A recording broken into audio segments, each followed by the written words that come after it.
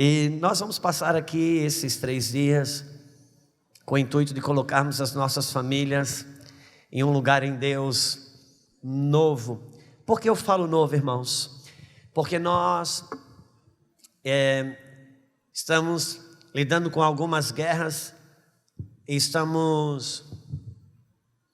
a verdade é que a gente vem apanhando dentro de casa em alguns fatores, temos perdido alguns embates, temos sido derrotados em algumas colisões com o reino das trevas, e a maior razão delas é porque estamos guerreando uma guerra que nunca existiu antes.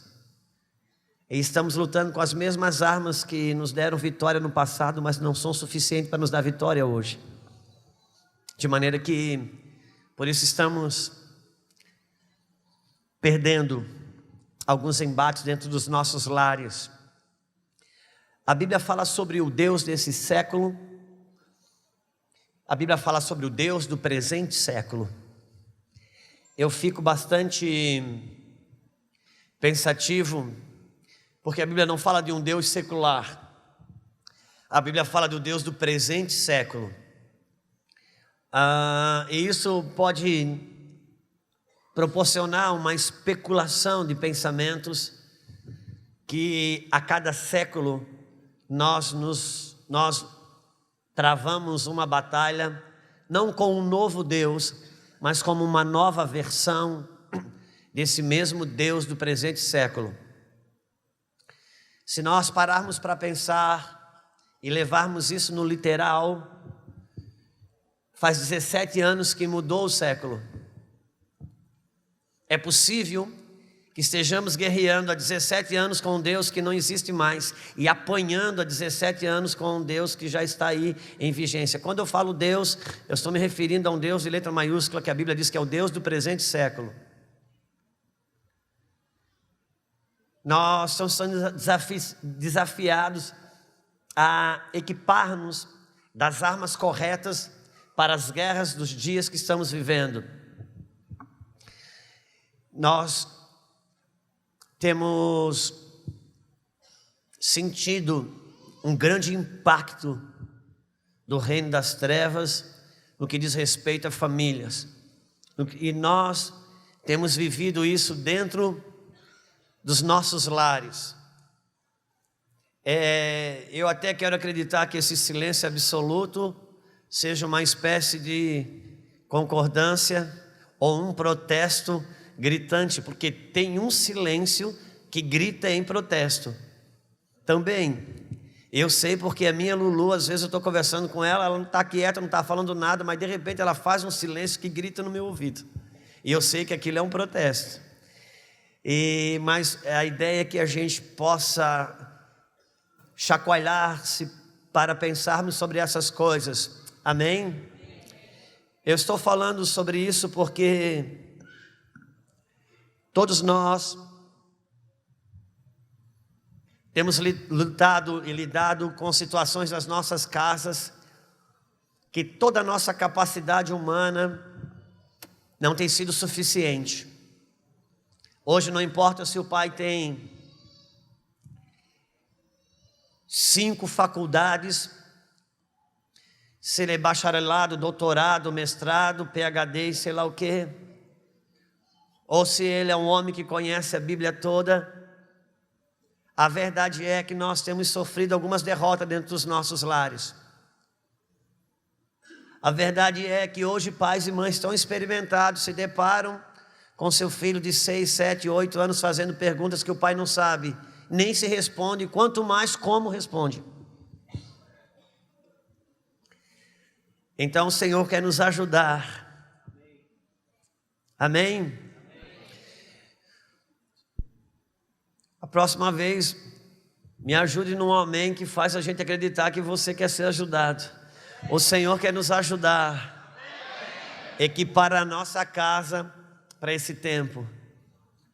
Por isso que a gente está aqui, para conversarmos sobre essas coisas. Irmãos, o meu tempo de pregador já foi. Meu tempo que eu saía de casa para pregar já foi. Hoje eu saio de casa para me unir aos meus irmãos em várias partes desse Brasil, para darmos as mãos e sermos fortes nesta guerra que ela está sendo travada nos últimos dias. E essa é a ideia. Meu papel nesses dias tem sido o papel, sabe, quando o pai de Davi, Jessé, ele manda os irmãos lá combater, manda o seu filho ajudar os irmãos na guerra. É essa a ideia que temos. Estamos numa guerra, estamos numa batalha. E só vai valer depois que eu abrir a Bíblia. Por enquanto estamos só conversando, amém? Eu tenho essa estratégia. Depois que abre a Bíblia, aí você começa a contar no relógio. Mas a verdade é, irmãos, que nós, no Brasil, a gente se vê como nação, e que uma nação que tem um exército. Nós temos as forças armadas, amém? Bastante diluída pelo governo do PT, mas ainda existem. Então a gente se vê como uma nação que tem um exército. Israel não é assim. Israel não se vê como uma nação. Israel se vê como um exército. Por isso que você vai em Israel, você vai encontrar uma garota de 10 anos, 11 anos de idade com fusível nas costas. E aquilo ali não está numa comunidade do Brasil, no morro. Não, é porque eles se veem como um exército. Então eles são um exército o tempo todo. Mas com uma diferença. Desde os tempos bíblicos, se o Brasil se vê numa guerra, sabe o que vai acontecer?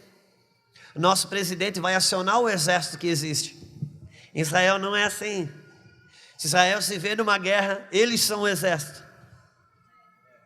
Por isso que ele se move de maneira diferente. Em tempos de não guerra, eles funcionam como famílias domésticas. Em tempo de guerra, eles se reconfiguram como famílias exército. E nós somos Israel de Deus. Houve um tempo de vivermos como famílias domésticas. Agora precisamos nos comportar como família exército, porque estamos numa guerra travada. Por isso é preciso se reconfigurar como família exército. Estamos numa guerra travada. Mas graças a Deus que acerca dessa guerra, o privilégio que temos é de conhecer o final. Jesus disse que as portas do inferno, quando você lê Apocalipse, você sabe o final da guerra que você está envolvido. Por isso que é importante estarmos animados e não tão alarmados, mas animados. Sabe aquele filme que você já assistiu 10 vezes? Que sofre, mas você assiste de novo, porque no final você sabe que vai virar o jogo e vai ganhar o mocinho. É por isso que você assiste de novo. Você passa por aquele sofrimento dolorido, o filme todo, só para ver a virada no final. Se você conhece o final, vale a pena você entrar e sofrer nessa guerra. Porque no final ele vai virar o jogo. Agora eu preciso estar envolvido na guerra.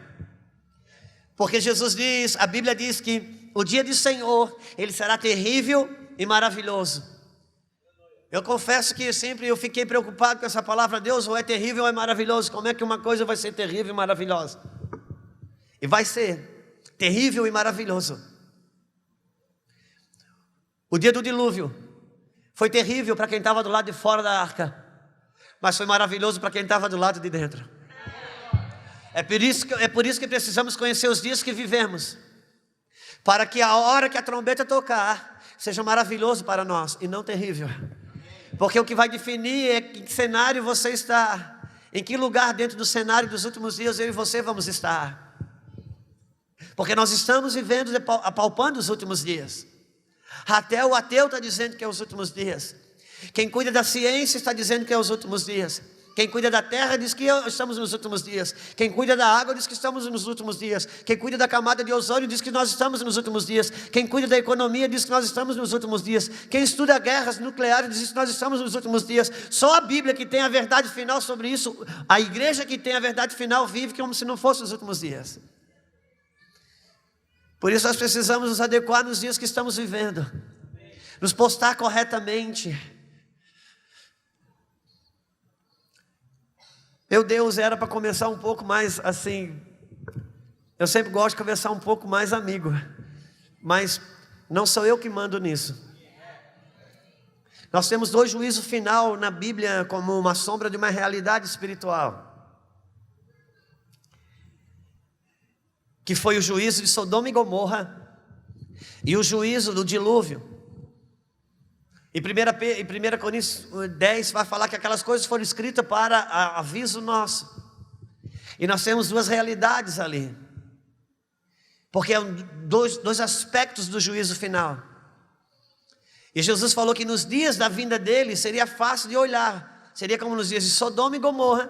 E seria como nos dias de Noé. Exatamente os 2 cenários na Bíblia que houve um juízo de Deus.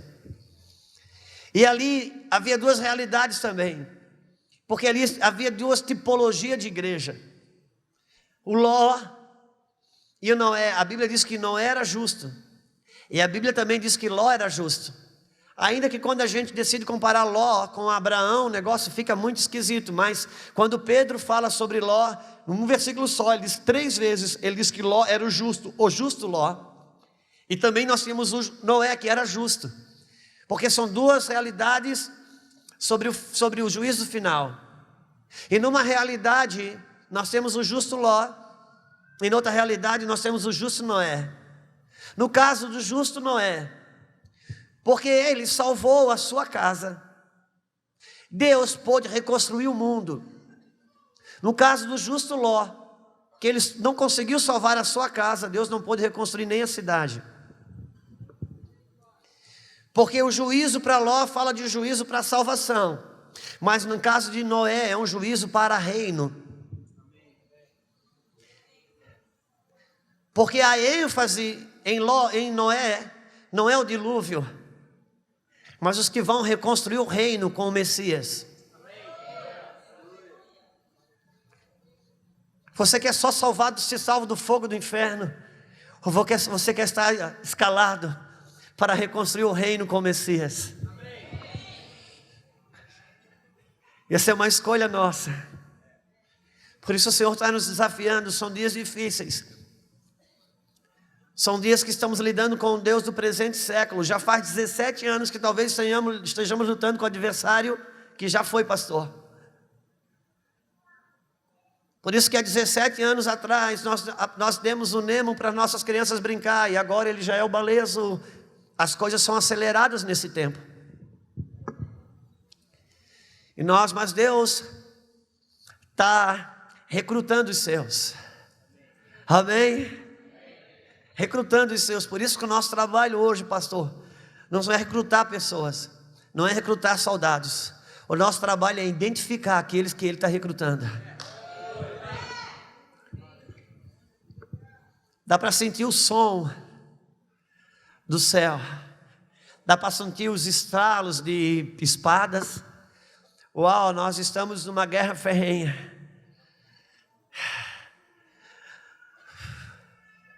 Deixa eu dizer uma coisa para você. Não queira brigar com o pelado. Porque para o pelado você já morreu. Você não está mais em Adão. Você está em Cristo.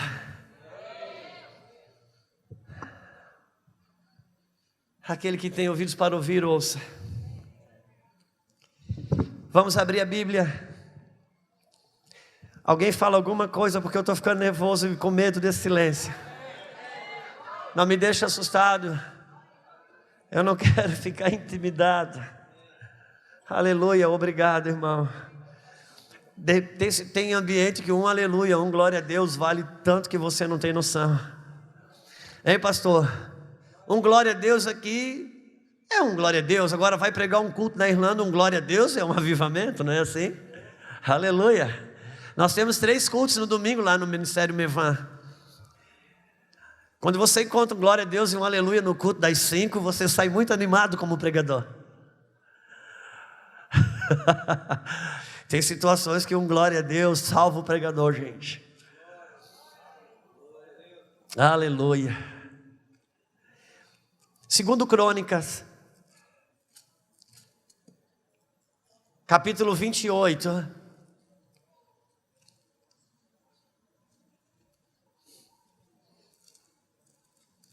Se você precisar ir embora e ir nos seus compromissos que você tem, às vezes um filho na casa de alguém, ou até mesmo você tem algum tipo de compromisso, ou precisa levantar cedo amanhã, eu não sei. Tenha liberdade, fique à vontade de, em algum momento, precisar levantar e sair. Mas nós viemos de tão longe e temos a intenção de gastarmos um tempo com a palavra de Deus aqui. Entendemos a seriedade das coisas e queremos ser ousados nisso. Gastarmos esse tempo, amém? Eu sei que o Senhor tem nesse lugar pessoas famintas. Capítulo 29 de 2 Crônicas.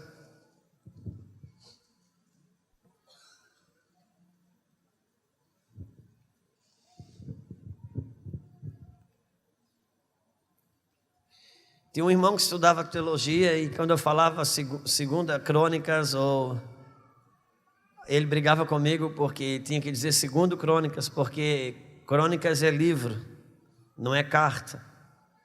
Então tem que dizer 2 Crônicas, porque é 2º livro de Crônicas. Se fosse 2º era carta. Então agora eu também estou avisando, porque isso pode mudar a sua vida.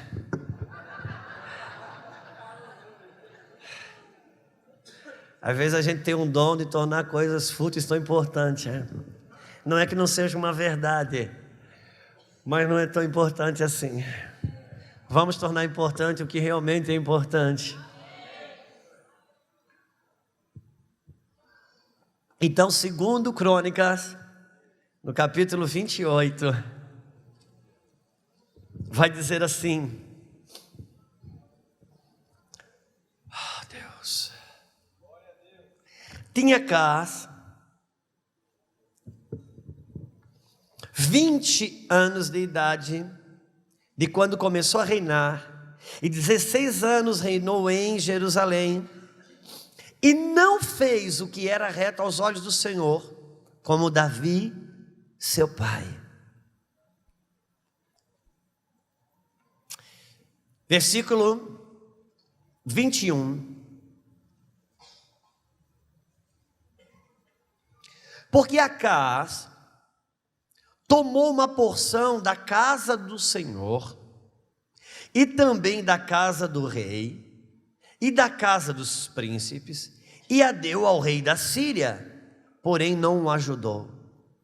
E no tempo da sua angústia, então ainda mais transgrediu contra o Senhor, tal era o rei Acás.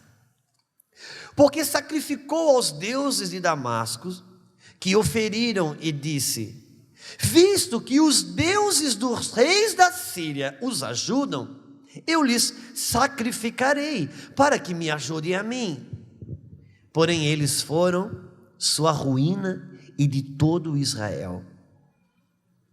Ajuntou Acás os utensílios da casa do Senhor, e os fez em pedaços, e os vasos da casa de Deus, e fechou as portas da casa do Senhor, e fez para si altares em todos os cantos de Jerusalém.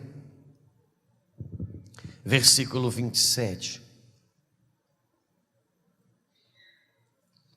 E dormiu Acás com seus pais, e o sepultaram na cidade de Jerusalém, porém não o sepultaram nos sepulcros dos reis de Israel. E Ezequias, seu filho, reinou em seu lugar. Obrigado, Senhor. intencionamos estar rendido em nossos corações, Pai, para aquela Tua graça tão poderosa. Eu oro, Senhor, e quero me unir a cada oração que foi feita nesse lugar, me unir a cada letra de canção que foi cantada aqui, me unir aos tambores que foram liberados, os sons de guerras na Tua presença, ó Deus. E eu oro para que o Senhor levante barricadas e trincheiras em volta desse lugar, e da Tua palavra, e que haja aquela graça salvífica, libertadora, Deus, sobre nós. E que de alguma maneira o Senhor encontre em nós um espaço a fim de que o louvor, glória, honra seja tributada ao Teu nome.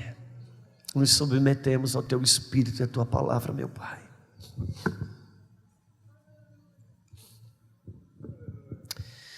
Bom, estamos fazendo menção de um rei da Bíblia, um rei de Israel chamado Acás. Esse rei, a Bíblia diz que ele foi um rei que não fez o que era reto diante do Senhor, não fez o que era agradável diante de Deus, conforme o seu pai Davi. Agora importa dizer que Davi não era pai biológico de Acás. Jotão era seu pai, Uzias seu avô.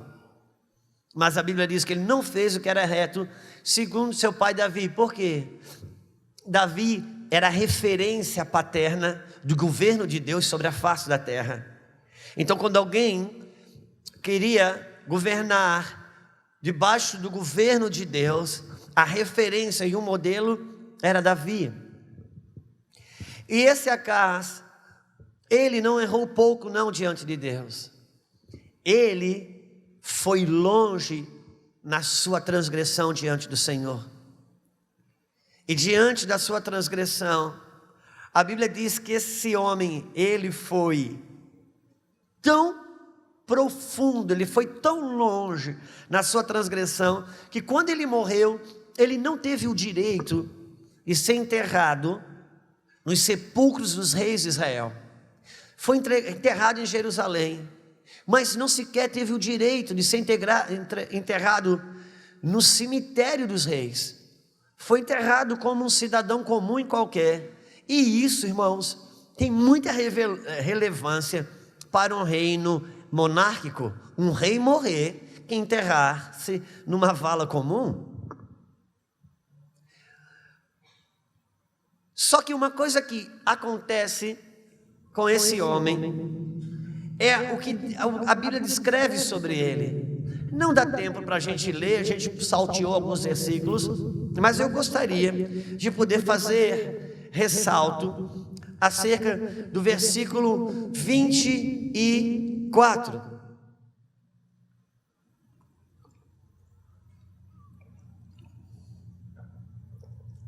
E ajuntou Acás os utensílios da casa do Senhor e os fez em pedaços, e os vasos da casa de Deus, e fechou as portas da casa do Senhor. Uau! Aqui, irmãos, talvez tivesse sido o ápice da loucura, da transgressão desse rei de Israel. Ouça-me, um dia, Davi, ele intentou no seu coração construir uma casa para Deus. Ele disse: Deus, gostaria de construir uma casa para o Senhor, porque eu vivo num palácio e eu encontro o Senhor numa tenda, não dá, eu quero construir uma casa que seja digna para o Senhor. E Davi disse assim: ok, Deus disse, você quer construir uma casa para mim morar dentro? Eu vou caber dentro de uma casa que você vai fazer. Faz, Davi, tá bom, a ideia é boa, eu quero então que você levante os recursos, ouro, prata e tudo que precisa, mas o seu filho é que vai construir a casa. Obviamente que isso já era um sinal profético de que o pai levantou os recursos e o filho é que construiu a casa, na pessoa do pai e do filho Jesus Cristo. Mas literalmente falando, Deus disse para Davi: pode fazer essa casa, e Salomão construiu essa casa, todos nós conhecemos, amém? chamada Casa do Senhor. Sabe o que significa isso? Um dia, Deus se permitiu ter uma casa dentro de Jerusalém, uma casa física. Ele disse, tá bom, eu vou morar ali dentro. Todo mundo, cada vez que alguém chegar aqui para orar nessa casa, meus olhos vão estar sobre ela, eu vou responder a oração que aqui se fizer, porque eu vou estar aqui dentro, e o meu quarto vai ser lá no fundo, uma suíte, e vocês colocam a arca lá, e lá sou eu, é a minha presença. Deus se permitiu ter um endereço físico. Você já parou para pensar? As pessoas estavam passando na rua, ô meu amigo, onde é que você vai? Eu digo, eu vou ali falar com Deus, vou na casa dele. Era isso exatamente, literalmente, que aconteceu. Uma casa, Deus disse, pode fazer uma casa. Deus se permitiu um endereço físico. Aquela casa ali era um ponto de conexão entre o céu e a terra. Quando alguém queria acionar o céu, ia naquela casa na terra, porque ali era um ponto de convergência entre o céu e a terra. Céus e terras se encontram, alinhando o seu plano. Quantos conhecem essa canção? Ok, e nós temos dito, venha o teu reino, porque a noiva, o Espírito está dizendo, vem. A Bíblia diz, o Espírito e a noiva diz, vem. Por isso que o Espírito tem provocado na noiva esse tipo de canção. Vem o teu reino, vem o teu reino, vem o teu governo. Aquela casa era um ponto de conexão. Ali estava o céu e a terra se encontravam ali. Aquele rei, um dia, ele entrou nas suas transgressões, a maior loucura que ele fez. Um dia ele foi e chegou ao ponto de fechar as portas do templo. Ele fechou a porta da casa de Deus, ele cadeou a porta, as portas foram fechadas, a casa perdeu a sua funcionalidade original, caiu o Wi-Fi, perdeu-se conexão. Quando alguma família em Israel queria acessar Deus, mas sabe de uma coisa? A casa continuava lá. Ela tinha o nome de casa de Deus, ela tinha o endereço de casa de Deus, ela tinha a fama de casa de Deus, mas não tinha mais Deus na casa.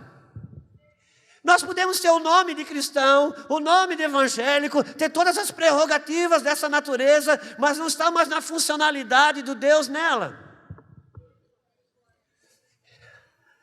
Só que aí não é o ponto maior.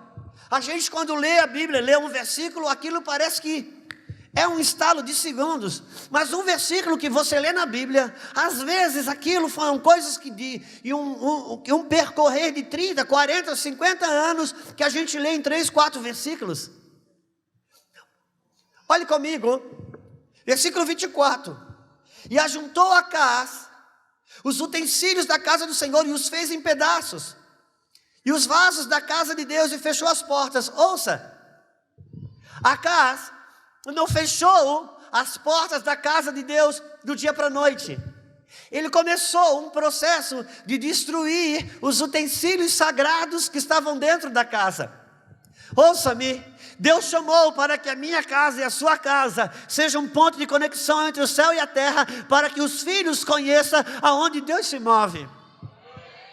E quando uma casa perde o Wi-Fi, quando uma casa deixa de ser um portal de Deus, quando uma casa deixa de ser um portal de conexão entre o céu e a terra, esse Wi-Fi não cai do dia para a noite. Isso é um ato processual, porque Acaz não fechou as portas da casa do dia para a noite. Ele começou aos poucos a retirar os valores sagrados de dentro de casa. Não se perde conexão do dia para a noite. Isso é um processo. Vai se tirando os valores sagrados de dentro de casa, até que chega uma hora, a casa continua tendo o nome de casa de Deus, mas Deus não está mais na casa. O Wi-Fi está perdido. Volta e meia, quando há uma enfermidade grave, ou não se consegue pagar as contas do mês, de alguma maneira, todo mundo entra dentro da casa, procurando 1 minuto de sinal, que seja para alguma oração de necessidade. Deixa eu dizer uma coisa, eu sou um homem que tem 49 anos, e para uma geração aqui, que tem acima de 35 anos, sabe muito bem o que eu vou falar. Nunca houve uma geração igual a nossa, dessa idade, de 35 anos para cima, que teve o poder e a capacidade e a habilidade de tirar tantos valores sagrados de dentro de casa. Agora ouça, Satanás não precisa mais de que uma geração para tirar um valor de Deus de dentro de uma casa e a próxima geração nem saber que existe. Por isso que cada vez que Deus encontrou-se com Israel desviado, a palavra na boca do profeta sempre foi a mesma: os vossos pais me deixaram. Aquela geração estava desviada, mas Deus vinha dizer: ok, vocês estão desviados não porque vocês são rebeldes, vocês estão desviados não porque vocês não me amam, vocês estão desviados porque vocês nem conhecem a verdade, porque o bastão não foi passado, os vossos pais me deixaram. Foi isso que aconteceu com Josias. A história de rei Josias aconteceu assim. Josias, quando assumiu o reinado, ele teve como herança também um templo, a casa de Deus fechada. Mas como ele foi criado por uma profetisa e pelo sacerdote, quando ele assume o reinado, ele intenta dizer aos sacerdotes: por favor, vamos retomar a casa de Deus, porque a casa de Deus tinha se transformado num depósito fechado, entulhado de coisas. E ele deu ordem: quero que retomem a atividade da casa de Deus. Então mandou fazer uma grande limpeza dentro do templo.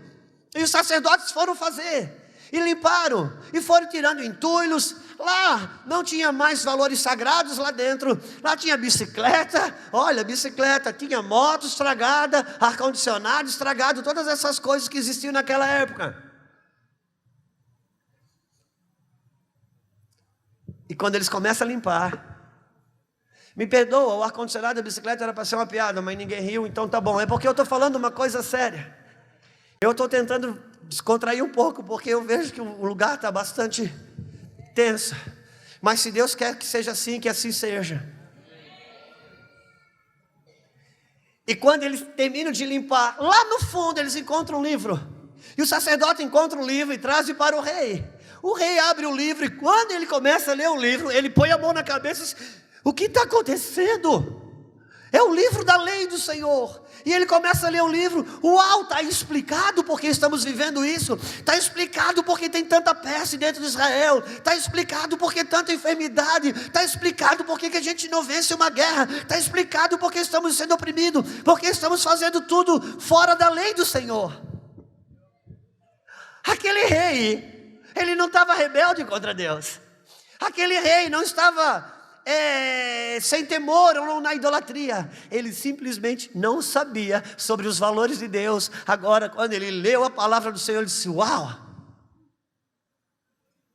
Por isso é que estamos sendo ativados numa geração de Josias, e uma geração profética na nação também, para desentulhar as bobajadas que entulharam dentro dos templos e devolver a voz da verdade da palavra de Deus, para realinhar o seu povo com Deus. Por isso estamos nessa guerra juntos. Porque Satanás não precisa, irmãos, mais de que uma geração para tirar um valor de Deus. A próxima nem saber que ele existe. Por isso que a profecia sobre nós e ele converterá o coração dos pais aos filhos e dos filhos aos pais. Agora eu te pergunto, se primeiro ele vai converter o coração dos pais para depois os filhos, quem está desviado? Não se fecha a porta da casa do dia para a noite. Vai se tirando os valores sagrados, aos poucos. Coisas simples, ou melhor, não simples. Coisas extremamente importantes e profundas, mas parece simples.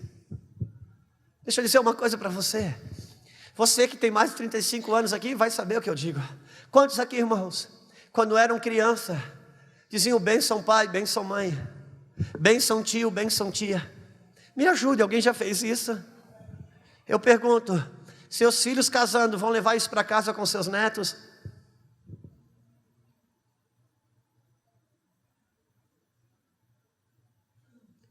Os netos não vão estar em rebeldia contra os adultos.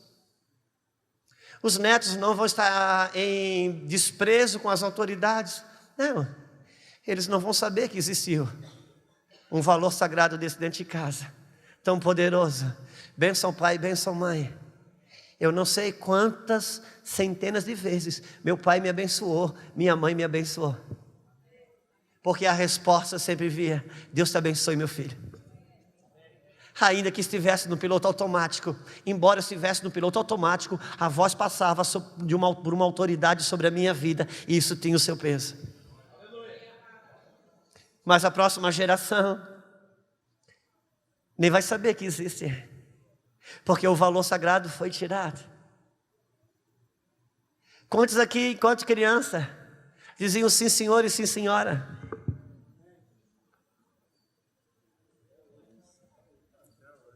Até hoje, mas os filhos para nós dizem tu pai, tu mãe.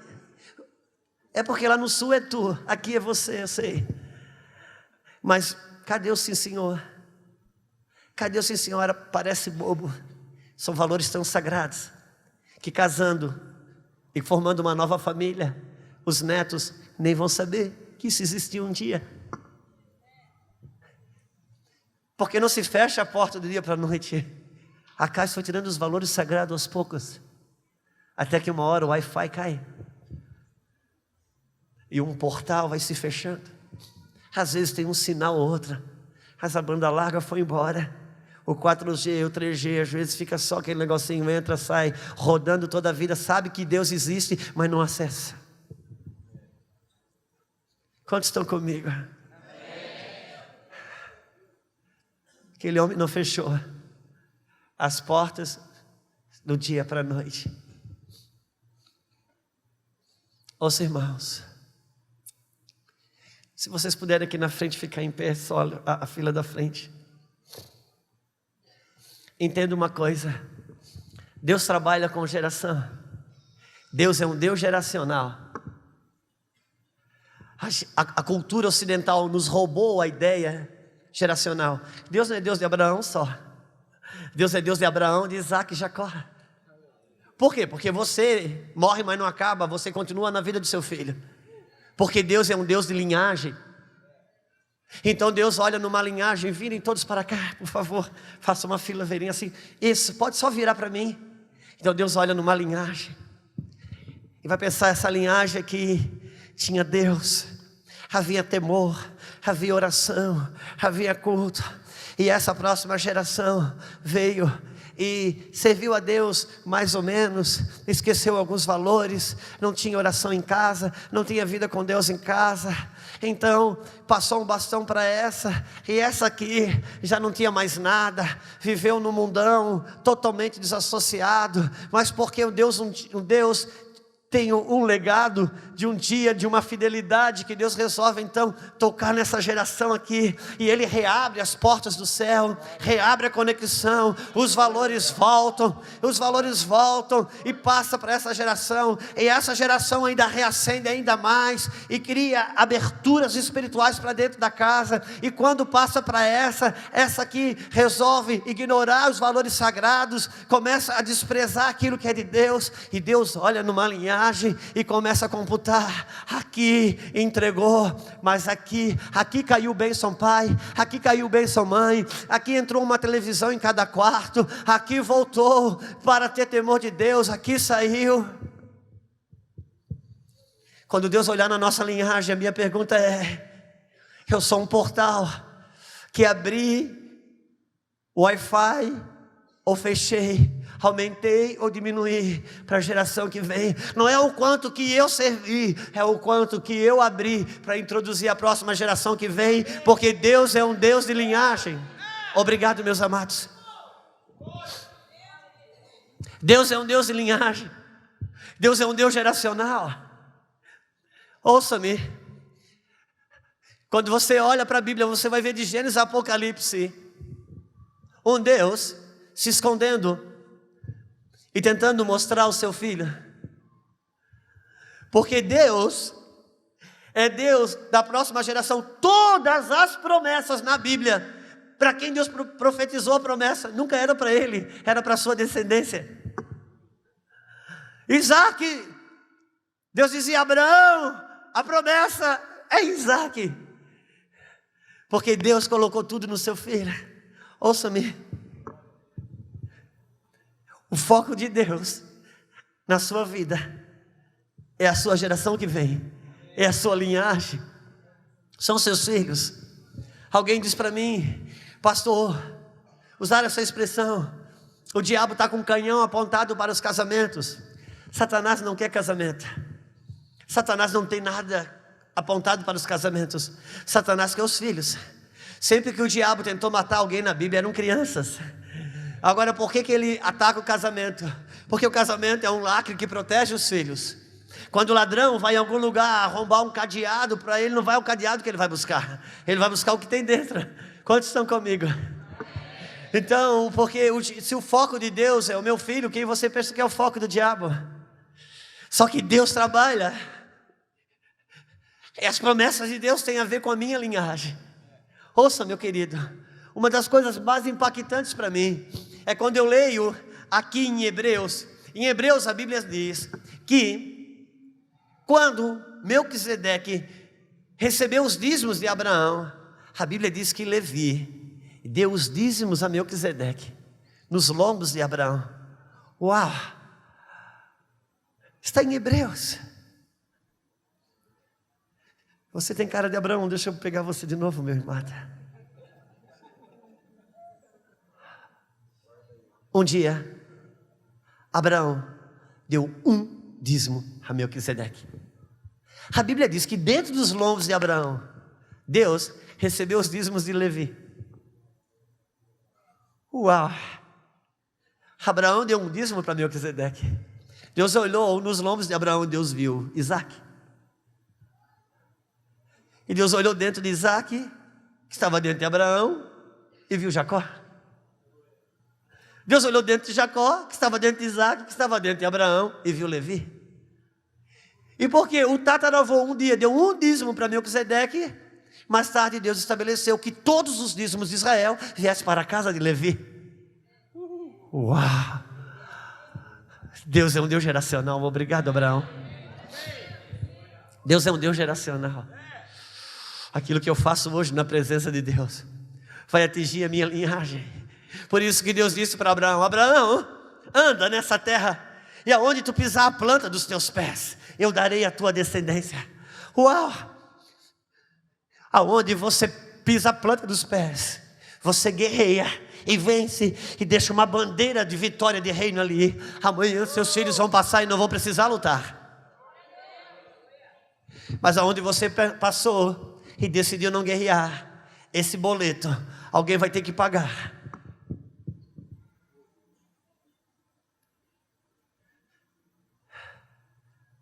Porque deixar um legado de Deus para um filho é deixar uma herança sem dívida. Se você não remiu, alguém vai precisar remir. Nós não fechamos as portas do dia para a noite. Os valores sagrados. Irmãos, tem homens e mulheres de Deus que o filho não sabe mais o que é ver um pai e a mãe orando na hora do almoço, orando na hora da janta. Um dia não chupava uma bala sem orar, mas hoje nenhuma refeição central, talvez não haja mais uma oração.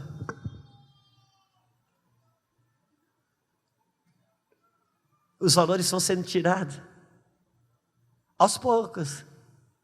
E agora, em nome da não religião, pode se chutar para qualquer lado, porque tudo é religião agora.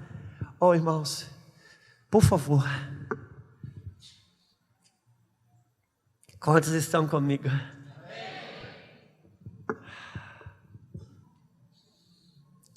Meu pai, minha mãe, seu pai, sua mãe, deu a você uma mesa quadrada, retangular ou redonda, aonde ele dava o direito de você, quando sentar, poder olhar para o seu pai, para a sua mãe e para o seu irmão. Eu te pergunto, você casando hoje, você só vai dar uma banqueta para a parede?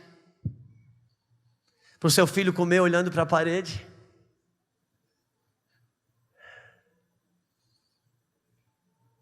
Ouça os detalhes. A casa de Deus tinha detalhes de mobília.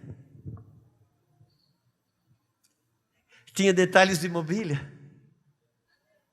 Sabe qual era a última mobília antes do véu? A mesa. Em cima da mesa, o pão da presença. Era o último pedágio antes do véu. Por quê? Porque quando você senta à mesa, o pão da presença vem, rasga o véu, e o coração é só acessado por aquilo que está depois do véu. Por isso que sempre que Jesus decidiu fazer milagres, de tirar paralíticos da cadeira de roda e curar o olho de cego, ele fazia na rua. Mas quando ele ia curar coração, ele sentava na mesa. Por isso não tira a mesa da sua casa. Queremos coisas estratosféricas e espirituais, enquanto que os valores da casa garantem o Wi-Fi de um portal aonde Deus tem acesso ali. Não podemos tirar os valores sagrados de dentro de casa. Oh, Deus nos ajuda a devolver. Nos ajuda, Senhor.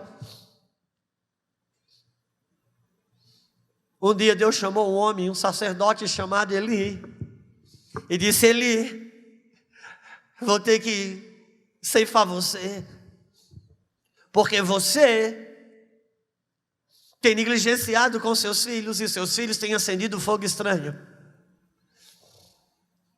Eli, o sacerdote, tinha 2 filhos, Ofni e Finéias.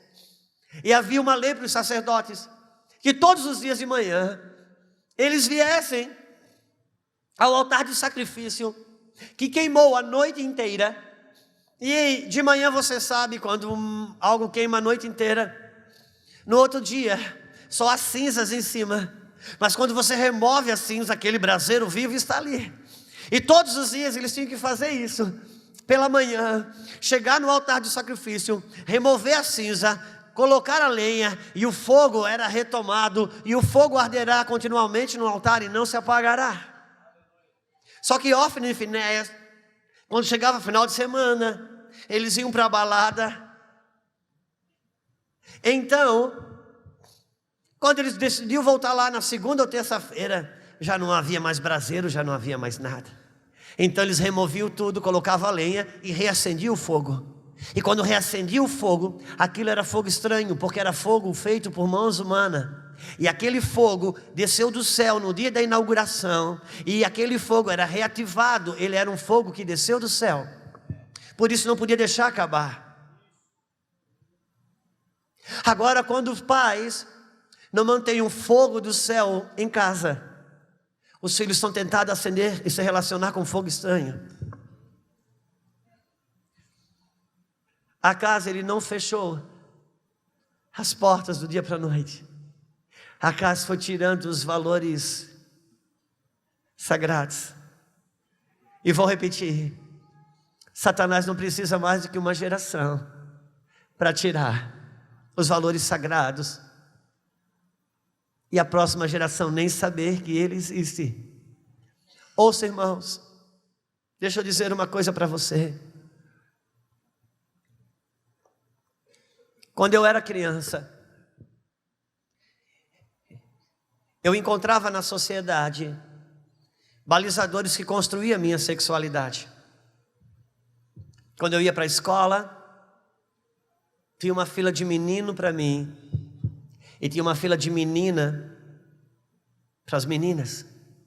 Nunca a professora me pegou pela mão e disse: olha, você fica aqui porque você é homem. Nunca. Havia um curso natural e um balizador natural que me comunicava que eu era menino, por isso eu estava na fila de menino. Na hora do então chamado recreio, havia uma bola e um carrinho para os meninos brincar. Havia uma boneca para as meninas brincar. E isso comunicava que elas eram meninas e os meninos eram meninos. E as meninas, quando brincavam de boneca, aquela boneca, a mãe, a menina brincava e ela era a mãezinha da boneca. Você lembra, já brincou de boneca quando era criança? Você era a mãezinha da boneca. Mas a criança de hoje, quando brinca de boneca, ela não é mãezinha da boneca, Porque ela brinca com a Barbie e ela não se vê mãe da Barbie, ela se projeta na Barbie. Ela é a Barbie amanhã. Por isso amanhã ela está escravizada, porque amanhã ela tem desde criança um modelo de um corpo que ela não vai conseguir ter o corpo da Barbie. E a Barbie muda de roupa e ela vai precisar ser consumista e ter todas aquelas roupas que ela não vai conseguir. E ela já começa encadeada numa infelicidade, porque foi diferente que quando você tinha uma boneca, porque você foi a última geração de ser mãezinha de uma boneca.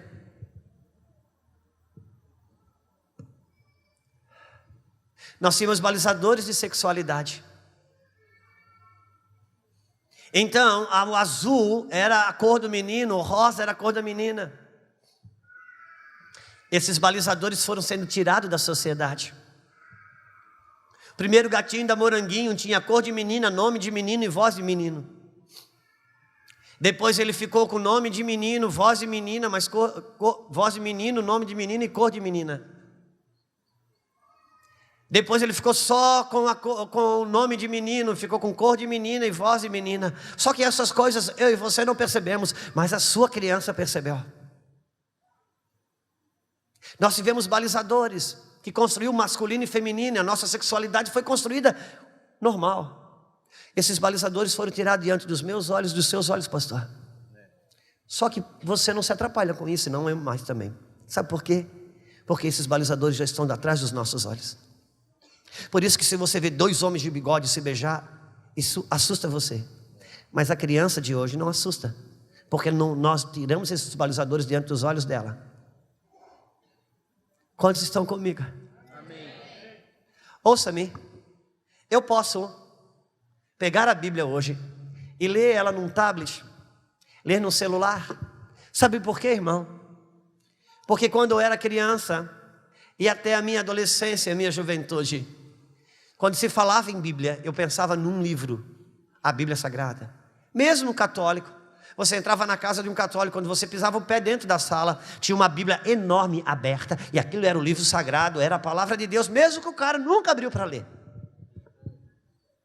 Então quando você e eu, e hoje, irmãos, pegamos um tablet para ler a Bíblia, pegamos um celular para ler a Bíblia, eu e você nos conectamos com o livro sagrado do Senhor.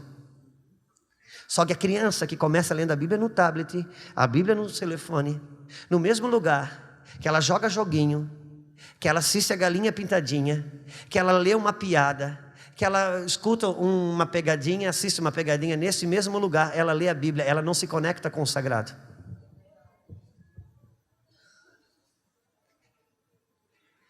Os valores são tirados, e a próxima geração nem sabe que está desviada, separada de Deus.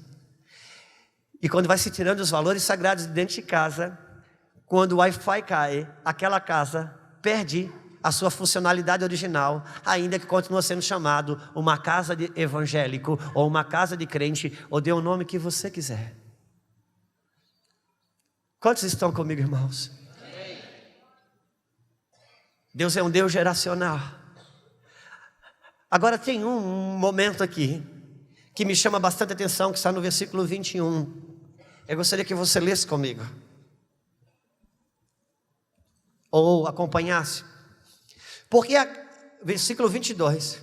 E no tempo da sua angústia, então ainda mais transgrediu contra o Senhor. Tal era o rei Acás. Qual foi o dia que ele transgrediu mais? No tempo da sua angústia, cometeu ainda maiores transgressões contra o Senhor. Ele mesmo, esse cara aqui, o rei Acás. Quando? Você consegue se identificar com isso, irmãos? Nos nossos tempos de angústias, nos nossos tempos de apertos, nos nossos tempos de saturação, é onde a gente mais transgride. Porque o diabo se faz valer dos meus momentos difíceis para negociar valores. Ouça-me, por isso que a maior simbologia da perda da salvação na Bíblia, se é que salvação se perde, está na pessoa de Esaú, que troca o direito de primogenitura por um prato de comida. E sabe o que acontece? Quando Isaú chega em casa e vê o prato de comida do irmão, ele diz: me dá um pouco disso. O irmão disse: dá ou não dou, mas eu negocio. O que você quer? Eu quero o seu direito de primogenitura. E ali ele entrega. E ele diz assim: cansado do jeito que eu estou, do que me adianta agora o direito de primogenitura. No tempo de angústia, irmãos, quando a gente está saturado, quando a gente está cansado de pessoas, cansado de um sofrimento, cansado de uma perda, sabe, a gente tende a chutar o balde, a gente tende a negociar valores. Sabe, quando você está saturado, aquele dia que você está saturado, você sente no direito, vai lá, abre a geladeira, pega um pote de sorvete, chuta o balde e vai.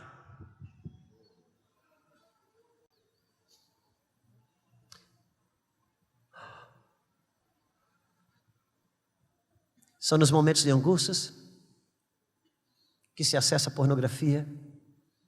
São nos momentos de angústias, de sofrimento, de aperto, que homens e mulheres se permitem entrar no Facebook para falar com o primeiro namorado ou o antigo namorado. São em tempos de apertos e angústias que começa a se negociar valores.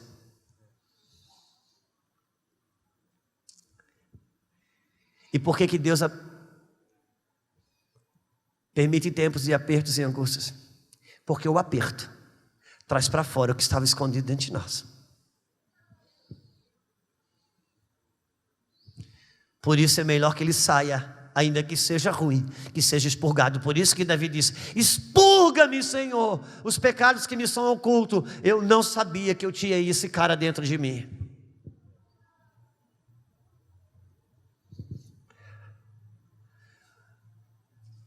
Então esse homem morre, e quando ele morre, ele não pode nem ser enterrado com os reis. E por fim ele morre, está relatado no capítulo 29, no versículo 17, se você puder ler comigo, 27 ou 17. Era 17 sem um óculos, mas com óculos já voltou 27.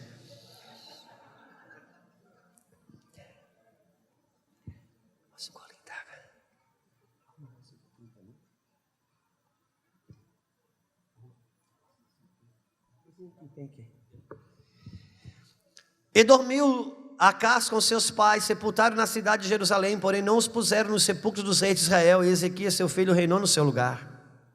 Tinha Ezequias 25 anos de idade, quando começou a reinar, e reinou 29 anos em Jerusalém. Aqui está o segredo de Ezequias. E era o nome de sua mãe Ábia, filha de Zacarias, e fez o que era reto perante o Senhor, segundo tudo que fizera Davi seu. Uau! Mas ele não era filho de Acás? Ele não era filho de Acás? A primeira coisa que aquele homem, quando o filho assume, ele se conecta com uma paternidade legítima. Ele se conecta com uma paternidade celestial. E já que vamos ler aqui, vamos para frente. No primeiro ano do seu reinado, no primeiro mês, abriu as portas da casa do Senhor e as reparou. Para aí, uau! Aleluia! Aleluia!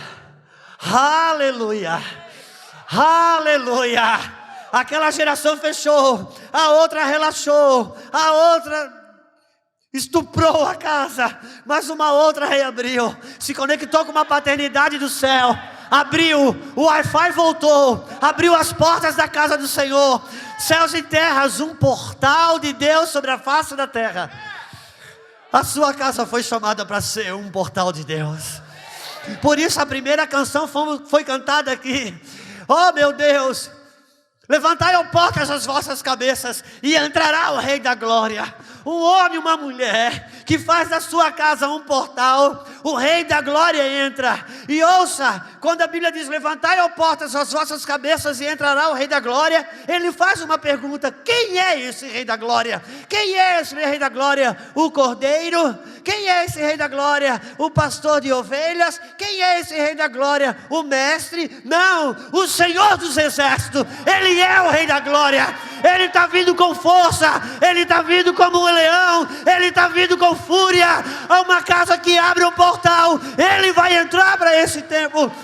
Não adianta brigar com o pelado que está lá no teatro. Vamos abrir o Wi-Fi dentro das nossas casas. Ali nasce de Sião, sairá a sua lei. Ele reabriu os portais, portais de Deus sendo reabertos dentro de casa. É nisso que nós cremos, é nisso que nós acreditamos. E a Bíblia continua dizendo, pensa comigo. E ele disse, ele no primeiro ano, versículo 4, e trouxe aos sacerdotes, versículo 3, ele no primeiro ano, reinou no primeiro mês, abriu as portas da casa do Senhor e as reparou. Começa um reparo agora. Sabe o que é reparar as portas da casa? Ouça-me. Ele começa a reparar as portas da casa. Não dá tempo de falar sobre isso, não dá tempo de dizer sobre isso, de ir na Bíblia. Mas Esdras e Neemias, quando a casa do Senhor alcançou, houve um embargo. Oh meu Deus, é muita coisa para explicar, mas enfim. Chegou um dia que Esdras e Neemias fez uma viagem, e quando ele volta, ele percebeu que no dia de sábado, os mercadores entravam para negociar dias de sábado. E ele, quando ele chega, ele ficou enfurecido. Que loucura que vocês estão fazendo, que vocês não estão respeitando. Então Neemias diz, a partir de agora, ao pôr do sol da sexta-feira, as portas são fechadas e os negociantes não podem entrar. Aquele dia, ele começou a regular o que entrava e o que saía nas portas de Jerusalém.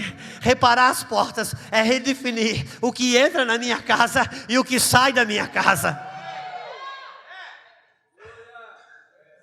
E sabe, naqueles dias, Neemias, depois leia, Neemias olha, e a Bíblia diz que os mercadores ficavam do lado de fora, uma e outra vez, até que ele foi lá. A Bíblia diz que Neemias bateu neles, os machucou e os mandou embora. Sabe por quê? Os mercadores ficavam do lado de fora, esperando, todo sábado, sexta-feira eles iam para lá, mesmo com as portas fechadas, eles ficavam do lado de fora. Você sabe o que significa isso espiritualmente? Eu e você, às vezes tomamos posturas de fechar as portas da nossa casa para alguma coisa, mas os mercadores ficam do lado de fora esperando, para que num dia de angústia, para que num dia de aperto, a gente as afrouxe e eles entram. Por isso que é preciso de um tempo de perseverança que consolide até que os mercadores saiam. E a nossa casa, ela tenha uma entrada e uma saída das coisas que o Senhor estabeleceu. Continuemos, próximo versículo. Pode ir, eu vou por aqui. Versículo 6. Versículo 5. E disse-lhes, ouvi-me, ó levitas, santificai agora, e santificai a casa do Senhor, Deus dos vossos pais, e tirai do santuário toda a imundície. Uau! Santificai a casa do Deus dos vossos pais, tirai da casa toda a imundície. Sabe, tira o Galvão Bueno da hora do almoço, tira o Globo Esporte da hora do almoço, devolve o diálogo da mesa. Tira o Jô Soares do seu quarto, devolve o momento de vida do seu leito, você e a sua esposa. Vamos definir quem entra e quem sai da nossa casa.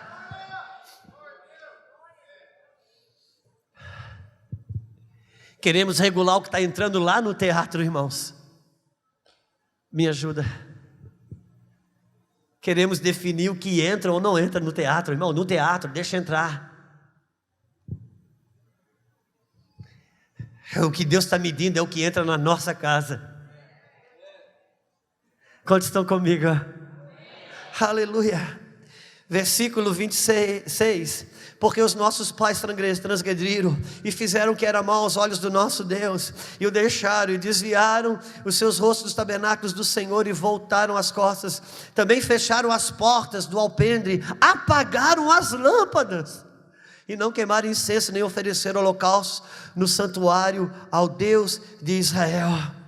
Pelo que veio grande ira do Senhor sobre Judá e Jerusalém, entregou as perturbação, a assolação e assobio, como vós estáis vendo com os vossos olhos, porque eis que os nossos pais caíram a espadas, e os nossos filhos, as nossas filhas, nossas mulheres estiveram em cativeiro. Agora me tem vindo ao coração que façamos uma aliança com o Senhor Deus de Israel, para que se desvie de nós o ardor da sua ira. Agora, filhos meus, não sejais negligentes, pois o Senhor vos tem escolhido para estares diante dele, para o servirdes, para serdes seus ministros e queimardes incenso. Aleluia. Não sejamos negligentes. Vamos reabrir os portais do céu sobre a nossa casa. Vamos reabrir os portais do céu. Vamos redefinir o que entra e o que sai do nosso lar.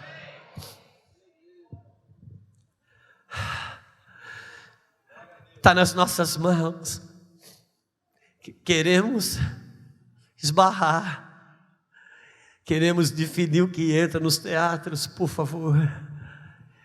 Oh Deus, abra Jeremias comigo, por gentileza. Jeremias capítulo 9. Oh Deus, nos ajude. Oh Senhor, nos ajude. Jeremias 9. Por favor, eu gostaria que todos abrissem, ou se não, vamos, que o irmão abre para nós, aqui mesmo, 9, 21.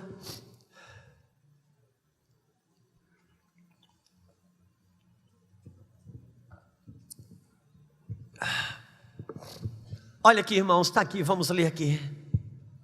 Porque a morte subiu pelas nossas janelas, e entrou em nossos palácios, e exterminou das ruas as crianças e os jovens das praças. Hoje nós temos mais crianças nas ruas. Quem aqui quando era criança podia brincar na rua? Seu filho pode, seu neto pode. As crianças foram exterminadas das ruas. Os jovens estão morrendo nas praças. Aí nós queremos que o governo faça alguma coisa, enquanto que Deus diz que a morte entrou pelas janelas das nossas casas.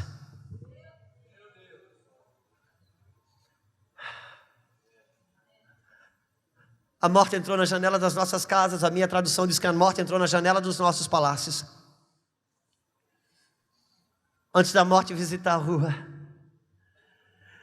Então, nós precisamos tirar a morte de dentro de casa. E sabe de uma coisa? O Senhor quer fazer isso.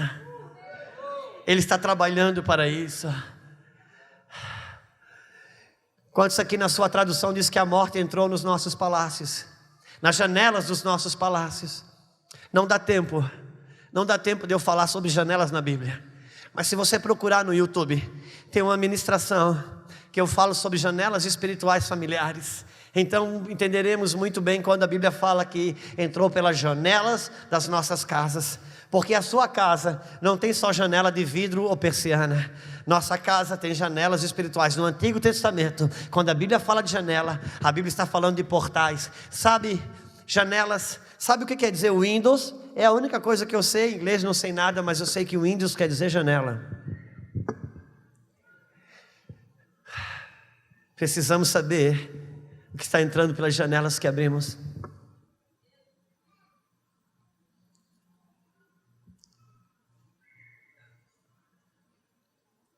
Irmão, você me ajuda, me dá coragem aí. Levanta a mão para mim e diga assim: dá coragem para esse homem, Senhor. Ok, obrigado, já recebi. Abra o versículo anterior, irmão, por favor. Abra o versículo anterior. Por que esse versículo nasceu? Para quem que ele está sendo falado? Ouvi, pois, vós mulheres, a palavra do Senhor, e os vossos ouvidos recebam a palavra da sua boca. Ensinai o pranto às vossas filhas, e cada um a sua companheira a lamentação.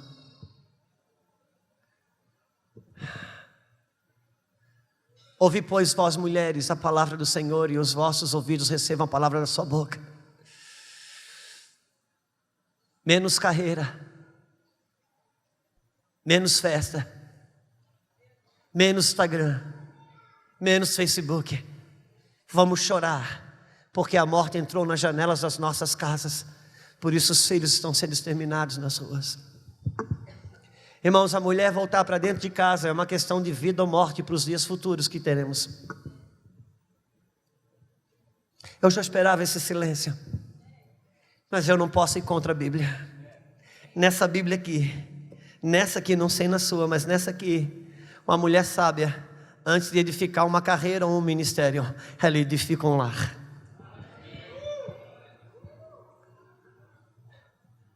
Porque o mundo transformou isso num demérito. Céus e terras passarão, mas a minha palavra não passará. Ouça, quando nós clamamos, vem o teu reino, vem o teu reino. Sabe o que acontece quando o reino vem? O padrão do reino vem junto. Que seja assim na terra como? Não é o Pai Nosso, irmão. Sabe o que é sabe quando que você cumpre o Pai Nosso, que seja na terra como no céu? Sabe o que é estar alinhado com o céu? É ter na terra os mesmos valores que tem no céu.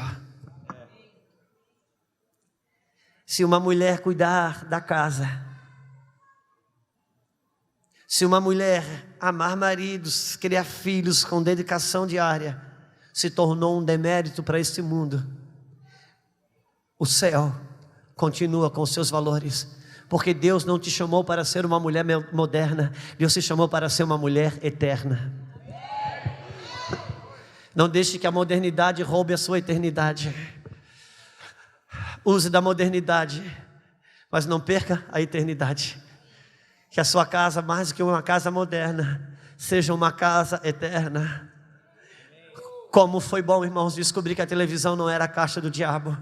Como foi ruim botar uma televisão em cada cômodo da casa, e agora uma televisão em cada mão de um membro da família. Agora me entenda, eu estou falando uma palavra no Espírito. Se você for na minha casa tem televisão, e se você olhar no meu bolso vai ter um celular. Não é disso que estamos falando. Por favor, eu não moro no meio de um mato. Eu sei o que eu estou falando. Mas nós estamos numa guerra. A Bíblia diz que nos últimos dias o amor de muitos esfriará. Isso é uma notícia ruim. Mas Deus, que do ruim tira o melhor, sabe o que Ele tirou desse ruim? Se o amor de muitos vai esfriar nos últimos dias, significa dizer que tem um pouco cujo amor não vai esfriar. Aleluia. Eu acredito que você quer fazer parte desse pouco. Só tem um jeito de fazer parte do pouco, fazendo o que poucos fazem. Nunca faremos parte do pouco fazendo o que muitos fazem. Por isso nós temos um desafio, estamos numa guerra. Mas o Senhor está chamando nossa casa, nossos lares, para abrir os portais da casa. Eu quero encerrar assim, mas eu quero abrir um último texto em Mateus, no capítulo 10. Eu gostaria que você abrisse comigo, por gentileza.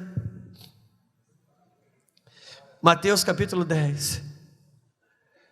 Oh, Espírito Santo, nos ajuda. Nos ajuda, Senhor. Oh, meu Deus, irmãos, é Lucas, me perdoa. É Lucas. Um dia nós vamos acertar ainda. Lucas 10. Vai falar da missão dos 70. É que Mateus 10 também fala da missão dos 12. Mateus 10 fala da missão dos 12, Lucas 10 vai falar da missão dos 70. Versículo 10 diz assim. Versículo 1, perdão 1. E depois disso designou o Senhor ainda os outros 70 e os mandou adiante da sua face, de dois em dois, de todas as cidades e lugares aonde eles deviam de ir. E dizia-lhes: grande é a seara, mas os ceifeiros são poucos. Portanto, rogai, pois, ao Senhor da seara que envie ceifeiros. Versículo 5. E em qualquer casa que entrardes, primeiro dizeis: paz seja nessa casa. Ouça-me, Jesus chama os 70, depois de treiná-los, depois de habilitá-los, depois de outorgar autoridade, Jesus faz uma experiência e os envia em missão, de 2 em 2, de casa em casa, dá várias instruções, e eles vão. E depois da missão feita, eles voltam para fazer uma prestação de conta com aqueles que o enviou o mestre. E no versículo 17 fala a respeito da volta e da prestação de conta. Diz assim, versículo 17: e voltaram os 70 com alegria, dizendo: Senhor, pelo teu nome até os demônios se nos sujeitam. E disse-lhe Jesus: eu vi a Satanás como raio cair do céu, e eis que vos dou poder para pisar serpente, escorpião e toda sorte e toda a força do inimigo, e nada vos fará dano algum. Uau! Ouça-me, quando eles voltam para prestar conta, eles chegam: mestre, o senhor não tem noção, é capeta para tudo quanto é lado. Chegava numa casa, o demônio saía pela janela, o negócio foi expulsação de demônio todo o tempo. E Jesus disse: eu sei, o próprio Satanás eu vi cair do céu, eu vos outorguei de poder. Só que Jesus disse, antes de sair, quando Jesus olha a seara, Jesus disse: uau, a seara é muito grande. Agora rogue ao Senhor da seara que mande ceifeira. Agora deixa eu te dizer uma coisa, Jesus mandou eles de casa em casa, e quando eles voltam no relato que expulsaram muitos demônios. Aonde estavam os demônios? A morte entrou pelas janelas das nossas casas. E quando Jesus disse assim: vai, a seara é grande, rogai ao Pai para que envie ceifeiros. Diga, meus irmãos, da onde que vai vir o ceifeiro? Dos seminários teológicos. Os ceifeiros vão brotar das casas limpas de demônios, aonde Jesus passou, transforma aquela casa numa casa que é uma base missionária. Seja minha casa e seja a sua casa uma base missionária.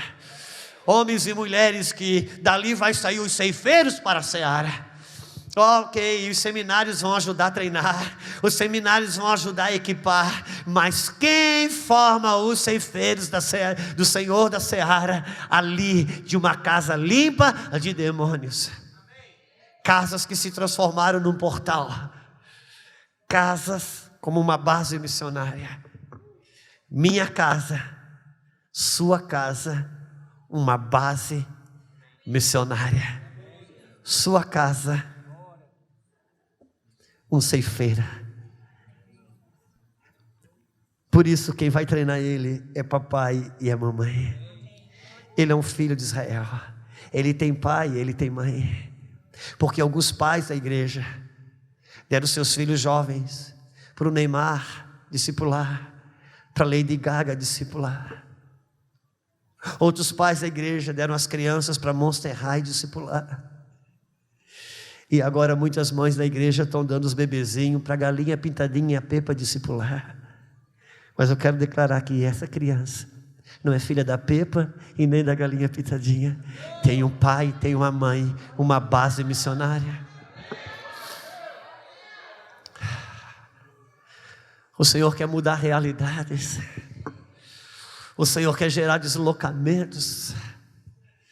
Fica de pé comigo, eu sei que o horário se avança, mas eu quero orar.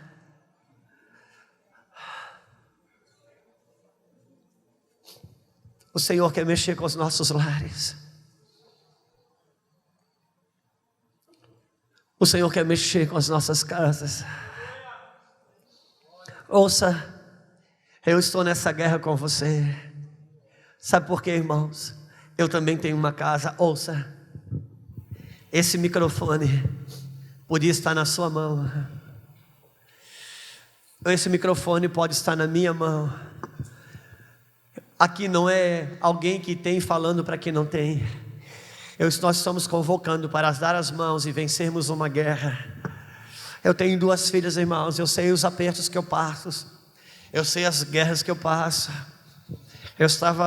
Sentei com o pastor, com o Rodrigo hoje, e estava falando para ele: tem coisas, Rodrigo, que as minhas filhas, eu preciso sentar, dialogar, conversar com elas.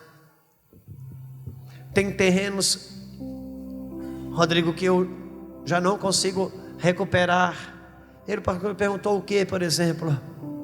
Por exemplo, sabe de uma coisa? Nós tiramos os registros do casamento da frente dos olhos das nossas crianças. Desde que a indústria de casamento entrou na igreja, cada convite hoje vem o nome do pai e da mãe. E ali, quando vem o nome do pai e da mãe, a casa já entendeu que os filhos não estão convidados. E eu entendo, porque um casamento hoje é muito caro. Mas na última década, quem tem 10 anos hoje tem poucos ou nenhum registro de alguém se casando, porque até o casamento nós tiramos dos olhos dos filhos das nossas crianças. E eu disse: é uma filha minha, a hora que ela for casar, eu não vou conseguir convencer ela talvez de fazer uma coisa simples, mas fazer diante de que as crianças possam assistir. Não, as crianças estão vendo na televisão que os homossexuais estão casando, mas não consegue ver. Os irmãos entendem a guerra que estamos. Não está no campo da maldade, não tem ninguém errado com isso, não tem ninguém na maldade. Não estamos aqui falando de pessoas boas e pessoas ruins, estamos falando de uma guerra que estamos inseridos. Por isso precisamos sentar como os pais. Sabe por quê? Seu filho é meu filho, meu filho é seu filho. Se você tem um filho que não está no Senhor, é um filho que eu tenho que não está no Senhor. Não tem ninguém bom nessa guerra, e ninguém vai vencer sozinho. Por isso que estamos conclamando: vamos dar as mãos, vamos aumentar o Wi-Fi da nossa casa, abrir portais do céu sobre a nossa casa. Oh, Deus nos ajude. Será que conseguimos acessar aquela primeira canção? Será que conseguimos acessar? Porque o Rei da Glória quer entrar aqui. E eu quero orar com você. Se você quiser ficar no seu lugar, amém. Se você quiser ter um deslocamento e vir até aqui à frente, nós vamos orar. Já que viemos até aqui, vamos gastar mais uns 5 ou 6 minutos de oração. Oh, levante as mãos para os céus e diga: Deus, retoma o Wi-Fi da minha casa, Senhor. Eu quero passar o bastão. Eu quero passar o bastão para minha casa. Eu quero devolver os valores que eu tenho negligenciado em tempo de angústia, de distração, trabalhando muito, tentando pagar as minhas contas. Eu tenho negligenciado algumas coisas. Oh Deus, eu já orei com os meus filhos enquanto ia dormir. Hoje já não oro mais, Senhor. Eu fiz coisas que hoje já não faço mais. Deus, me ajuda a voltar. Me ajuda a voltar. Me ajuda a recuperar os valores. Levantai, ó portas, vossas cabeças, levantai-vos, ó portas. Mete bom nesse tambor aí mesmo, minha filha. Levantai, porque nós estamos em guerra. Vossas cabeças, estamos em guerra. levantai-vos, ó portais eternos, para que entre o Rei. Sim. Quem é esse Rei? O Senhor dos Exércitos, Jesus. Para que entre o Rei da Glória. Quem é esse Rei da Glória? O Senhor dos Exércitos, Jesus. Tome teu lugar na minha vida, tome teu lugar na minha família, tome teu lugar, Rei da Glória, reina. Sim, Senhor, toma o teu lugar. Nessa cidade, Sim. toma o teu lugar. Nessa nação, toma o teu lugar, Rei da Glória, reina.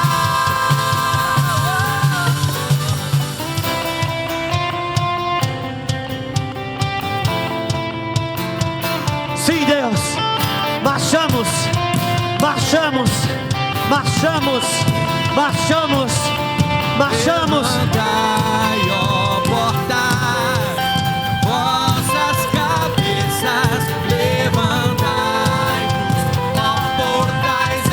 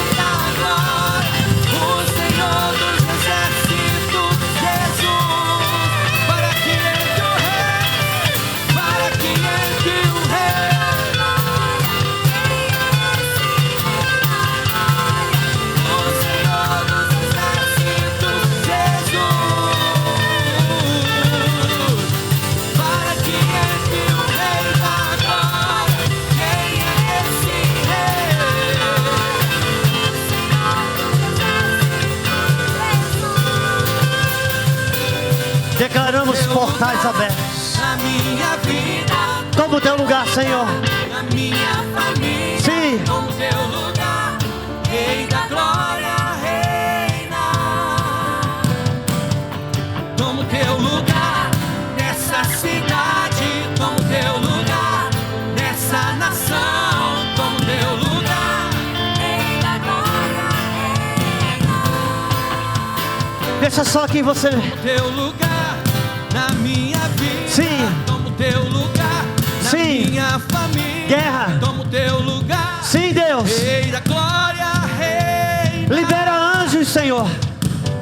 Libera anjos sobre essas famílias. Nessa cidade. Libera anjos de guerra sobre esses lares.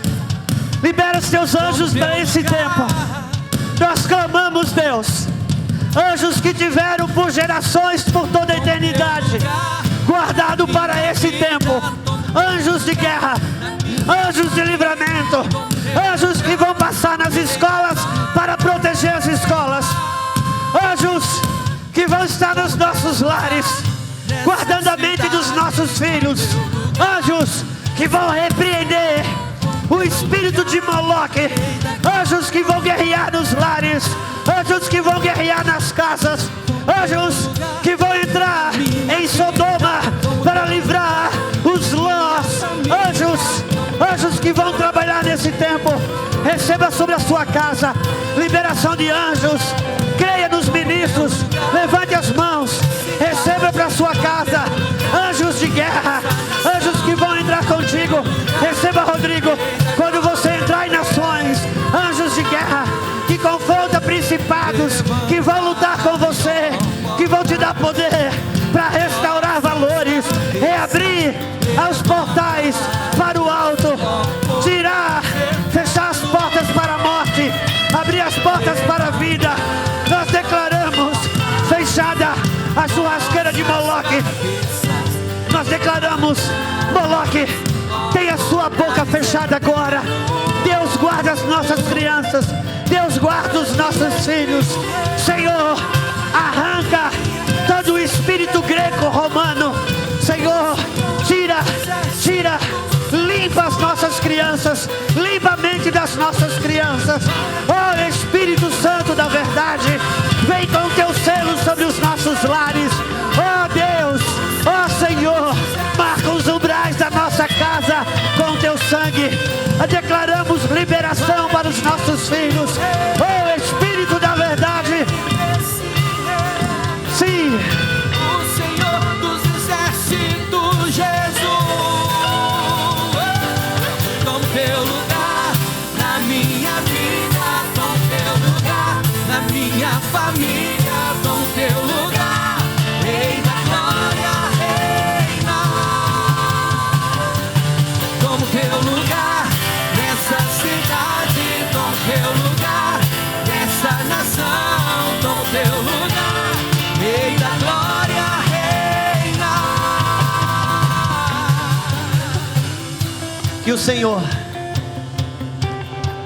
Que o Senhor faça da sua casa e da minha casa uma base missionária.